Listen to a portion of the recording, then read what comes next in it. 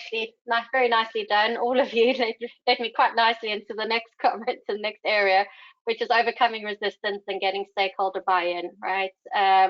None of us operate in a silo. And as I alluded to in the beginning, not everyone understands the channel in general. Not everyone understands the intricacies of the channel and the different go-to-market motions that we have and the different types of partners that we work with.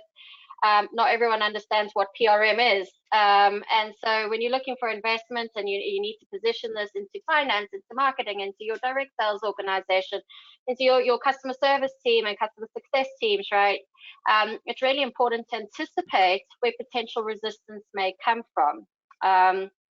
So to Kenneth's point earlier, we've always done this way. Why would we need to change, right? That's the kind of mindset sometimes you have to challenge. So the question that I really want to cover is, and bring it to the panel is, thinking about specific times in your career where you've actually faced this kind of resistance or faced that kind of challenge. And I'm actually going to hand this over to Kenneth to answer first, because Kenneth has been faced with these situations with many customers over the last 10 years, where there is a strong business case, but there has been some resistance from other stakeholders within the business. What kind of strategies have you seen to be effective in getting that buy-in and rallying that support? And can you give examples of where you have seen that kind of stakeholder resistance? It's yeah, huge topic, I suppose, Margaret. We face it fairly regularly, and I'm a huge advocate of bringing people with me. It's not, this is a decision and this is what we're doing. And sometimes that takes a little bit longer, and it's education to ultimately get you there.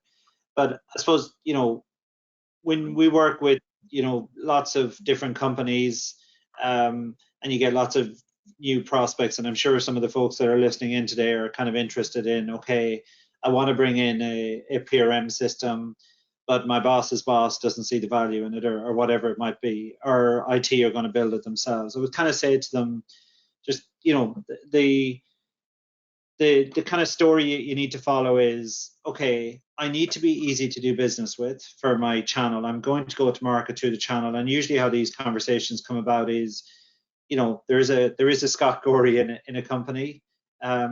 He knows he must put in place a system, a PRM solution, because he's been tasked, maybe new or maybe brought into the company as a new person and tasked with growing channel revenue or starting a channel where it was just a direct business. So you kind of, have to say, okay, if I want to work with partners the same as if it was in customers, I must be easy to work with. So, we often put ease of doing business front and center of that justification. So having a centralized partner portal, that acts as a one-stop shop for all your partners.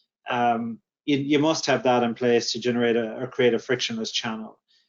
Again, I'll come back to what I said earlier. Partners have choices. If you don't have this in place, it's easier for them to go with your competition. And sometimes people say we don't have competition. It doesn't really matter. Partners will find some other way to do it. You want to be loved by your partners. You ultimately want to win partner mindshare. And getting heard in today's channel ecosystem can be very difficult. There's lots of vendor programs out there. And if you think about it, put yourself in a partner's shoes. And I work with, 5 or 10 different vendors. I have to understand all of their programs. Vendors are often very inward focused. They create, a 20-page PDF for their program guide, and they say, here, Mr. Partner, everything you need to know is in here. But, partners aren't going to sit down and read 5 by 20 pages. They want to get in and out quickly. They want to do their business. And at the end of the day, time is money. They don't always look at, who gives the biggest discount. More oftenly, they will look at who's easier to work with, which comes back to the frictionless channel or ease of doing business. And then as you start to grow your channel, you face other challenges. Scott touched on this earlier. You need to be able to systemize partner differentiation. Not all partners are created equal. We always say all partners are important, but they're not always equal. A partner doing $1 million of revenue versus a partner that brings you $150K deal a year is a very different thing. And the ecosystem of partners has, exponentially grown over the last number of years. where once there was 2 or 3 partner types, now there's probably 13 or 15 partner types.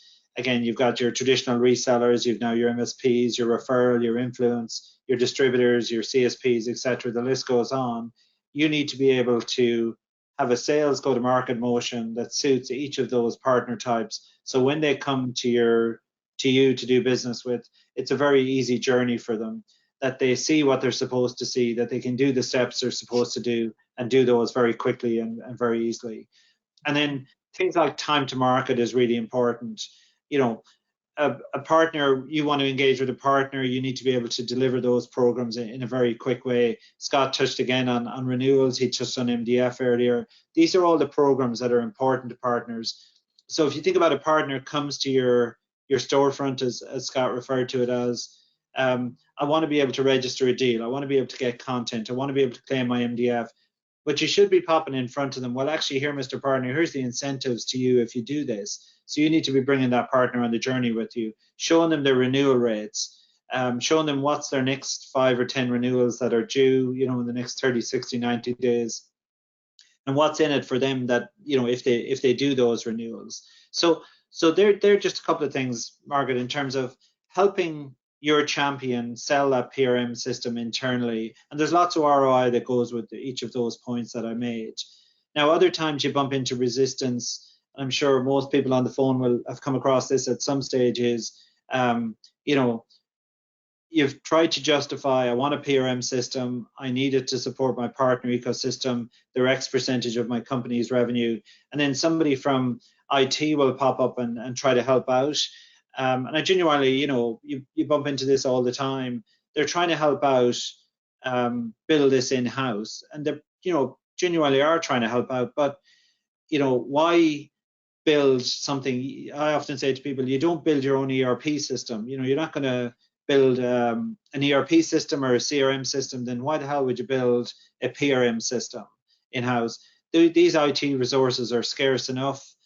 There's lots of in-house projects going on. There could be an acquisition going on where you need to merge 2 companies. There's so many different reasons that it's not well suited. And with the cloud and with SaaS companies like Channel Mechanics and many others, there are really, strong platforms that do this out there in the market. So, there's no point reinventing the wheel. And if you do try to do that, we've seen this so many times. The buy versus build argument. If you try to build it, your time to market's going to be longer.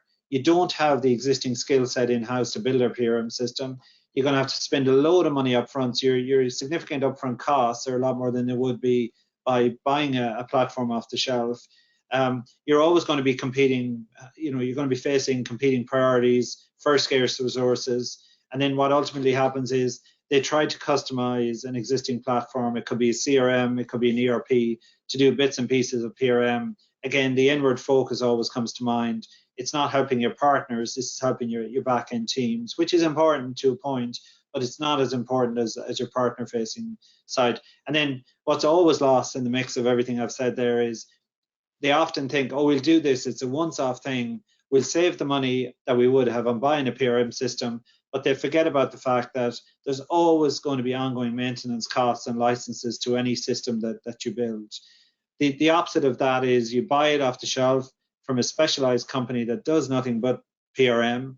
Your time to market is massively reduced. There's a lower total cost of ownership. It's future-proof because we're constantly investing in the channel, whatever is the next new program, an MSP program, a buyback program, putting AI into our platform and so on. So, you've now kind of made a bet, I'm going to build this in-house or I'm going to buy it. The buy decision in cases like this, no more than your ERP or your CRM, really future-proofs your business in terms of going to market through the channel. So I probably covered a lot, Margaret, there, but there's some of the key things people need to consider. That was very true. And Margaret, if I could jump in, I think that Kenneth, the thing I would add to that was robust in an answer there. The thing that I would add is we didn't bite everything off all at once. And so overcoming the resistance was, hey, you know what, I'm going to start and it's just going to be the portal, deal reg, and training, and that's it. And that gives me that storefront. It gets me that, it's essentially using a land and expand strategy, like you're selling SaaS, but you're selling it internally. So all I want is that storefront. And then the next time I go back to that that resistance, that IT leader, or you know, the funding ask is, hey, you know what, you've brought a business problem to me in renewals. Well, you know what, I need the renewals module in order to solve it, but I'll solve it for you. And the business cases, you start to expand what that tool becomes, and it's just one platform. You know, Dave and I have worked for companies where we've had 50 channel tools, and we had to do ease of doing business surveys just to figure out what's wrong with it. This simplifies that. So relate. So I think so what I'm hearing there, I think, you know, it's overcoming the resistance, as Kenneth said, from, you know, we'll build it ourselves, we've got tech, we've got capabilities to do it, versus, yeah, but should we, I guess. And then, as you say, show some small wins. Start small and show some wins on that, and then you start to expand as you look at really specific use cases. I think that aligns again to what we were talking about, is having those goals and those objectives. We've got a problem with renewals. Here's how I can help it, get the channel to help us with that. I think really packed full of insight there. Dave, anything to add to that? Yeah, I think you know, as a third party, we come in with a very Socratic approach to overcoming resistance. You know, we're as the head of global channels at VMware, when I would go to our ELT and ask for an investment, they heard me from my title. And so it was difficult, and I had to sell the way Scott is describing. Hey, let's just do this, and we'll do it very pragmatic. Whereas a third party, you know, we're looked at kind of like McKinsey coming in. We don't have a dog in the fight. We're going to just solve the problem. And so, you know, thinking about things to say, hey, from a Socratic viewpoint, hey, ELT, do you have the visibility that you need in the channel of what's happening? Hey, do you have coordination across our company in order to effectively run a channel? Hey, is there friction between our functions? Is there friction with our field? Is there friction here and there?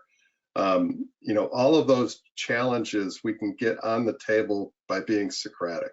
And once the challenges are all on the table, the answer becomes much easier. And when our clients share with me that they're probably going to try to build something themselves, I simply share with them that I'll pray for them every evening, because they're going to learn 2 words. You know, Vation is a software company. They're going to learn 2 phrases. One is refactor, and the other one is technical debt.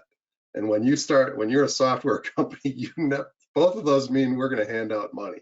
So I'll pray for the people that build it themselves, and, you know, helping the companies get there. Now, one last comment I would have is everything that Scott and Kenneth were saying was very accurate. From our perspective, we always look, you know, many of your listeners, where are they at? Where is their company at?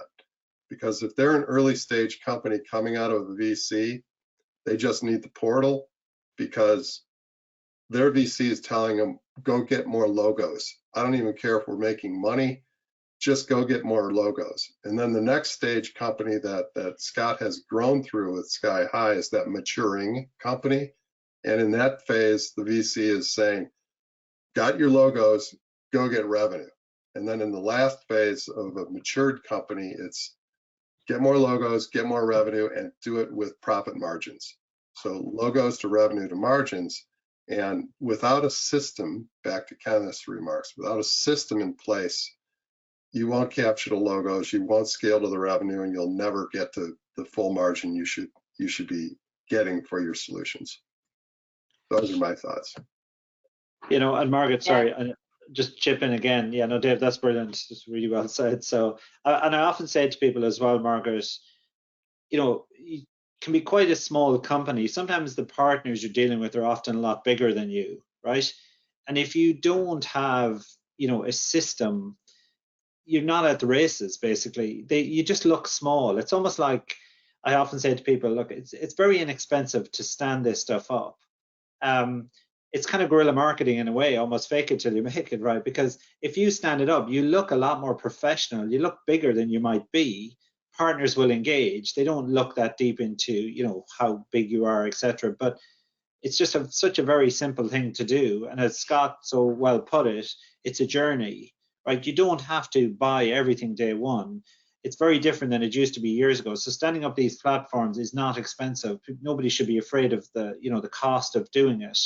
Every dollar has to be justified. That's very fair, and we all operate our businesses like that. But it's really, are you making a good decision that future-proofs your business, like Scott just described? Now I've got my portal and my deal registration.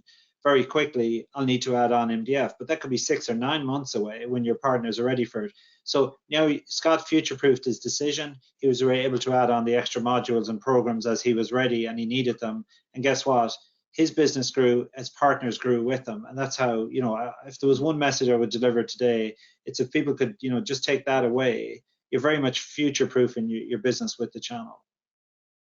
Yeah, it's a very good point. And I think the point around scaling is also true in terms of the number of partners you deal with, right? So it might be, it's not ideal, but it might be manageable to manage your partners by email and spreadsheet when you've got 3 or 4. But as soon as you start getting to 10, 15, 20, you're going to come up with errors, you're going to come up with issues, and you're just not able to scale, right, without the kind of system in place. I think it's scale of the company and also scale in terms of number of partners, I think, plays into that. So anyone got anything more to add, or should we hear from the audience? I have a quick one for you, because Kenneth reminded me that sometimes the partner is a lot bigger than the company. While I was at VMware, I had noticed that Dell was a major partner of ours. Dell has a resale route. Dell has a GSI. Dell has an MSP. Dell was an embedded technology partner. And we were looking at them in 4 different ways.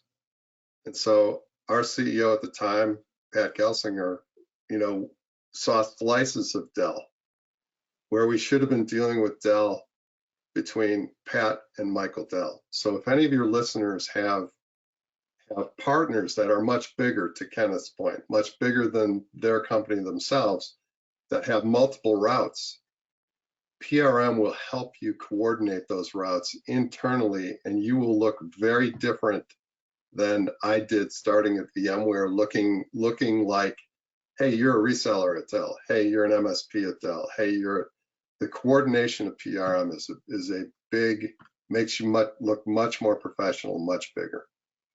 Yeah. And last one, sorry, Margaret. Right? Yeah. One more point, Margaret. We covered a lot about the partner-facing side, but one thing, the PRM really helps is the channel team, the internal channel folks. Because again, I don't know, was Scott or Dave said it there, or maybe it was yourself, Margaret, just managing the 5 or 10 or 15 on spreadsheets and sending them the emails. Like, think about something as simple as a piece of content.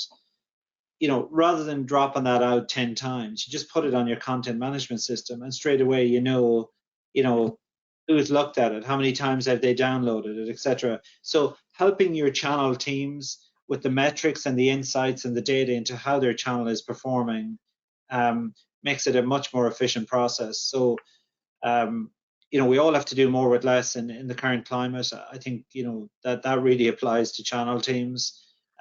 So having the tools to enable the channel teams, which is sometimes a one-person show, that's the reality, do their job is really, really important as well. Create trust. And if there is trust between our functions internally and our partners externally, great things will happen. How do we create trust with PRM? Okay. Yeah. No. Yeah. What they said, Margaret.